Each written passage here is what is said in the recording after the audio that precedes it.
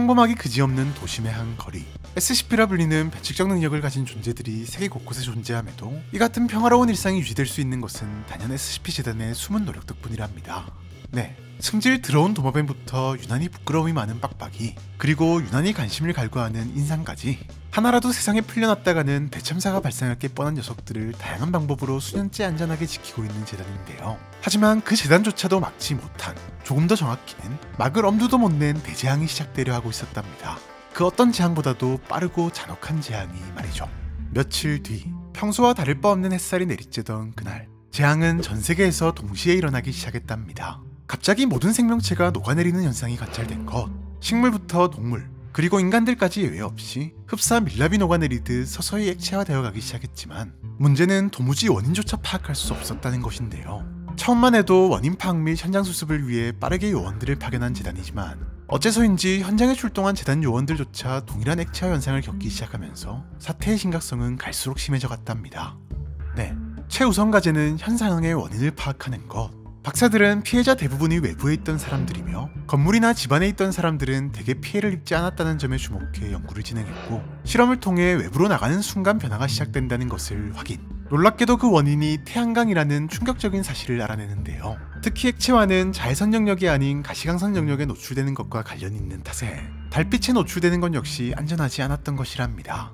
나름 빠르게 원인을 파악한 박사들이었지만 여전히 충격에서는 빠져나오지 못하고 있었는데, 그도 그럴 것이 지구에 도달하는 햇빛과 달빛을 막거나 피할 방법 따위는 사실상 존재하지 않았기 때문. 네, 영원히 우리를 밝게 비춰줄 것만 같았던 절대적인 존재인 태양이 최악의 위협으로 변했다는 사실은 극복할 의지조차 사라지게 만들기에 충분했답니다. 게다가 더 골치 아픈 문제는 변칙성이 액체화로 끝나지 않았다는 점이었는데요. 액체화가 완료된 생명체는 그대로 죽는 것이 아니라 여전히 생명체의 특징을 가지고 있었는데, 가령 원래 식물이었던 경우 여전히 강합성을 하며 산소를 만들어낸다거나, 동물의 경우는 계속해서 움직이며 원래의 모습을 모방하려 했으며, 특히 사람의 경우는 어느 정도의 지능과 기억을 유지하고 있는 것으로 보였답니다. 뿐만 아니라 녀석들은 서로 접촉하게 되면 분자 단위로 합쳐져 더욱 큰 덩어리가 되어갔고, 아직까지 햇빛에 노출되지 않은 사람들을 찾아 끌고 다니며 햇빛에 노출시키려 했는데요. 상황이 이렇다 보니 사건 발생 24시간 만에 확인된 피해자만 무려 68억 명. 네, 세상은 순식간에 지옥으로 변해가고 있었답니다.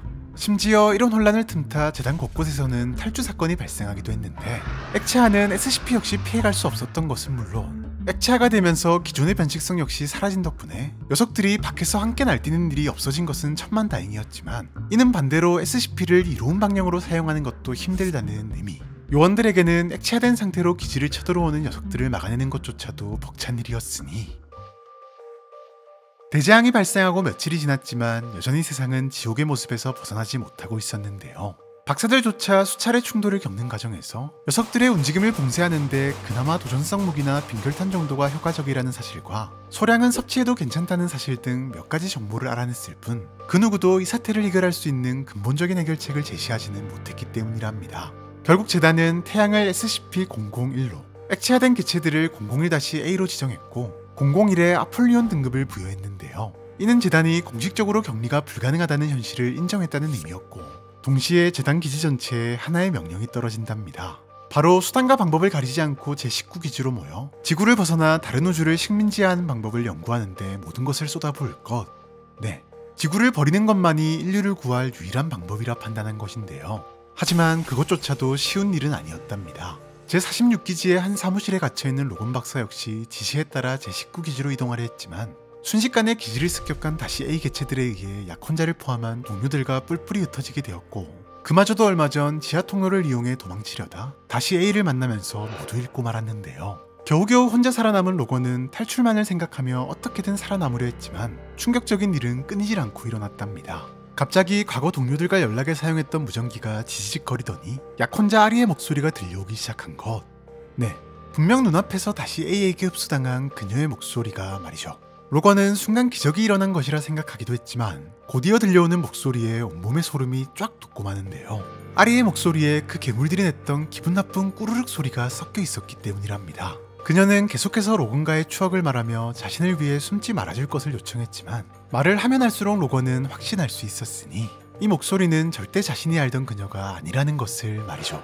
아마도 녀석들은 하나로 뭉치며 단순히 덩치만 커진 것이 아니라 지성과 기억을 공유하는 일종의 집단 지성체가 된 것으로 보였는데요. 하지만 녀석들의 농락은 여기서 끝이 아니었습니다.